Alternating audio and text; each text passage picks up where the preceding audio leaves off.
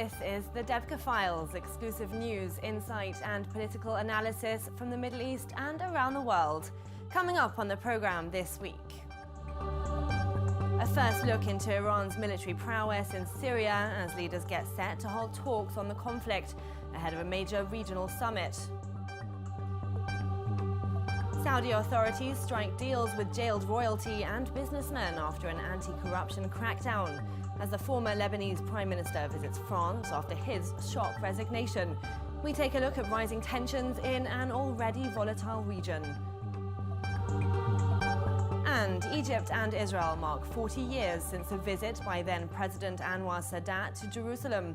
But an uncertain future lies ahead for peace between the two nations.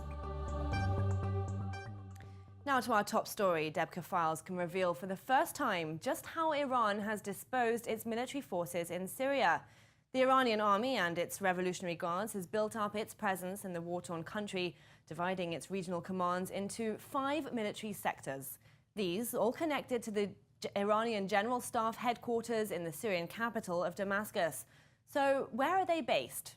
Debka Files can reveal here that the Northern Command is situated in Aleppo, the Southern Command at Isra, north of Dara, the Eastern Command at the Al-Dumaya airfield east of the capital, and the Coastal Command at Camp Taleh along the Mediterranean coast between the ports of Latakia and Tartus.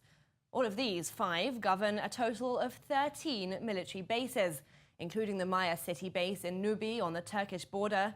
That's reserved exclusively for IRGC personnel. There are also air bases in Homs, Palmyra and east of Damascus. Debka Weekly sources also count around 75,000 military servicemen at those bases. That includes 20,000 members of Iran-backed Iraqi Shia militias, Afghan Shia militia and Lebanese Hezbollah fighters. Meantime, inside Syria, a commander in Iran's elite Revolutionary Guards, as well as a lower-ranking Iranian fighter, have been killed in fighting the Islamic State in Syria. This, according to Debka Files military sources there. We can disclose that the commander was the deputy officer of Al-Quds Chief General Soleimani. He's in command of the Iranian war fronts in both Iraq and Syria. Hayral Samadi was killed in battle by an ISIS mortar shell during the offensive on the key southeastern border town of Al-Bukamal. This after Syrian and Hezbollah forces failed to recapture the town. Footage you're seeing here now shows lines of evacuated civilians walking near the town. Take a listen to one of the residents before we bring in this week's guest.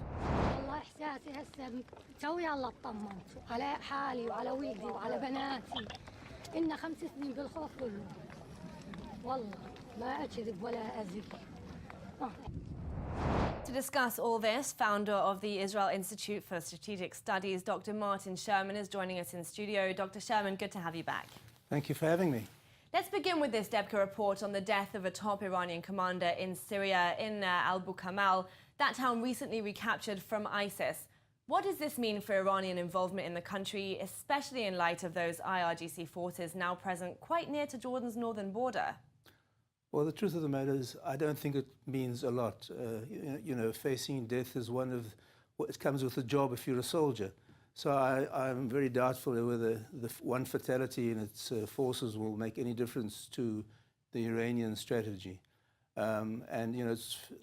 Forecasting in Syria has always been folly. I'd remind the viewers that recently Ehud Barak presented himself as the most seasoned person to lead the country. But in 2011, he predicted that Assad would fall within a few weeks. So I'm not quite sure that's a reflection of his seasoning, but it certainly illustrates it's very difficult to predict the future. But it is an example of Iranian expansion, let's say, in Syria. Has Jordan or Israel, in fact, turned to Washington to get a pledge to remove what they perceive as enemy forces from closing in on their borders?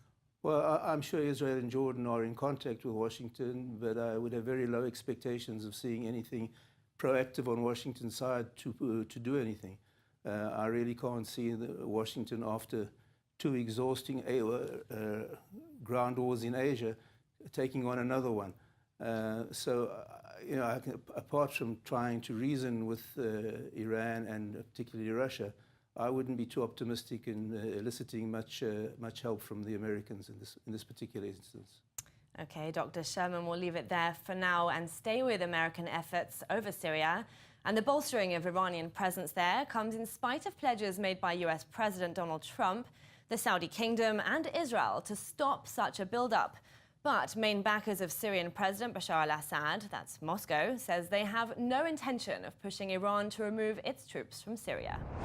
Знаете, про то, что происходит на всей территории Сирии, мы с американскими коллегами пока конкретно и подробно не говорили. Кроме того, что мы констатируем факт нашего и иранского, кстати, легитимного присутствия по приглашению законного правительства, и также констатируем факт нелегитимного присутствия коалиции, которую сколотили Соединенные Штаты, и которая осуществляет военные действия, в том числе и самостоятельные, но прежде всего поддерживая оппозиционные вооруженные группы на территории и в воздушном пространстве Сирийской Арабской Республики. Moscow also denied reports that a ceasefire in Syria included the commitment to remove Iranian presence in Syria, in spite of an alleged US-Russia accord between Donald Trump and President Putin on the sidelines of a summit in Vietnam last week. Debka File sources saying the only agreement made there was the expansion of so-called de-escalation zones. They were set up after a meeting in Hamburg July 7th. Since then, more and more of those zones have sprung up across Syria and are in different stages of ceasefire and repopulation. Still, not much progress on the Syrian political front. A conference set to be held this weekend in the Russian city of Sochi has been postponed, reportedly over the invitation of the Kurds. That's been postponed till November 22nd. Debka File's reporting the Saudi prince has summoned a rival conference of Syrian opposition leaders later this week. Moving to Saudi Arabia, where authorities are demanding settlements with detained princes and businessmen after what the kingdom alleges was a mass crackdown on corruption 2 weeks ago, led by Crown Prince Mohammed bin Salman. Debka File saying those detained are being asked to hand over 70% of their money in return for their freedom. The Saudi Attorney General, meanwhile, investigating corruption allegations amounting to at least $100 billion. Some estimates put that figure even higher. Meanwhile, questions linger over the surprise resignation of Lebanese Prime Minister Saad Hariri and his subsequent flight to the Saudi capital. Currently in France, Hariri met with President Emmanuel Macron, saying he would address the nation from Beirut in the coming days. La France a montré encore une fois la grandeur de son rôle dans le monde et la région. Elle prouve son attachement au Liban et à sa stabilité. Pour tout cela, je dis encore une fois merci, Monsieur le Président Macron, et merci à la France. Pour ce qui est de la situation politique au Liban, je me rendrai à Beyrouth dans les quelques jours prochains. Je participerai à la célébration de notre indépendance et c'est là-bas que je ferai savoir ma position sur tous les sujets après m'être entretenu avec le président de notre République, le général Michel Aoun. Merci. A lot to discuss here. Let's bring in Dr. Mordechai Kadar, an Israeli scholar of Arabic culture and a lecturer at Bar Ilan University. Dr. Kadar, thanks for joining us. Pleasure. Let's start with the resigned Lebanese Prime Minister Saad Hariri. He's currently in France. What are his plans when he returns to Beirut?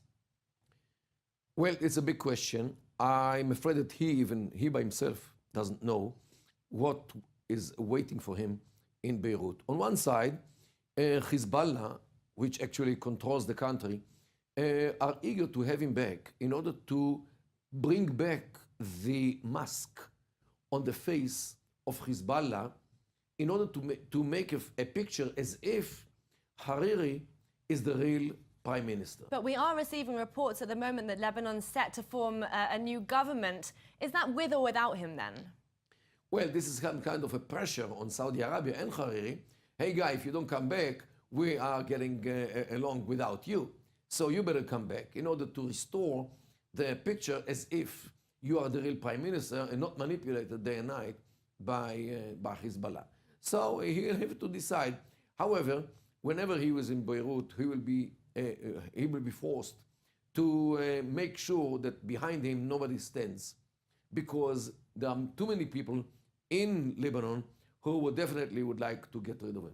If it doesn't go Saudi's way, can we see the kingdom imposing a Qatar-style blockade on Lebanon, maybe even forcing their allies into an economic blockade that Lebanon really couldn't withstand? I mean, Hariri did warn this week of such sanctions if Lebanon doesn't stop meddling in the region, including, of course, in Yemen. Well, this is a possibility. Don't forget that Saudi Arabia actually imposed a siege on Yemen only because Yemen today is taken by Iran. So since Lebanon is also taken by Iran through Hezbollah, definitely the siege or some kind of boycott could also be there. In that case, are Iran and Hezbollah perhaps willing to make concessions to Riyadh? Not at all. Iran is no way succumbs to the dictates which come from Riyadh. They actually want to topple the Saudi family in order to take away Mecca and Medina and to restore the Shi'i caliphate, which was taken from the Shia in the 7th century. Let's briefly touch on internal developments in Saudi Arabia. Debka File's reporting a deal that those detained princes have been offered their freedom in return for billions of dollars. How true are those reports? And how far is the young crown prince ready to go to achieve his goals? Well, first of all, no doubt that Saudi Arabia today suffers from a lack of funds because of the wars which Saudi Arabia funded in Yemen, in Syria, and some parts of Iraq as well. Definitely they need the money, and those rich, fat cats who are kept in the Ritz-Carlton Hotel in Riyadh definitely could help the budget of the Saudi kingdom. However, it's not the only problem. Don't forget that this young crown prince, he, by being the next king, he actually passed many of his cousins or half-cousins who consider themselves as much more eligible to be the successor of the king, because they are much older than him. They could be in their 50s, 60s, while he is only 32 years old. And in the tribal culture of Saudi Arabia, the older you are, the wiser you are, the more dignified you are, while if you are younger, you are stupid and you don't deserve to be the king. But since he holds the power today, so he could put them in siege, could put them in some kind of a jail in a 50-star hotel. So and now he is negotiating with them the way how to get them out. So they will have, first of all, to give him bay'ah, means a pledge of allegiance to the king. Otherwise, they will forever be there. Secondly, they might buy their freedom with some billions, which everybody will put into the budget of the country. So this is a matter of who is the more powerful and who tells whom what to do and what not to do. Eye on the money there, Dr. Mordechai Kadar of the Bar-Ilan University there. Thank you very much for your input. No problem. Iraqi Prime Minister Haidar al-Abadi has gifted Iran's Revolutionary Guards control of a new pipeline to be laid, diverting the oil of Kirkuk from next-door Turkey to the Gulf port of Bandar Abbas. That's a distance of more than 1,700 kilometers. Baghdad and Tehran planning to pump 1 million barrels of oil per day through the projected pipeline, with Iran pocketing the revenues. Debka File's listing 3 strategic gains from the Kurdish losses. First, the US will lose its stake in Kurdish oil resources and its clout to negotiate the sharing out of income from Kirkuk's oil exports.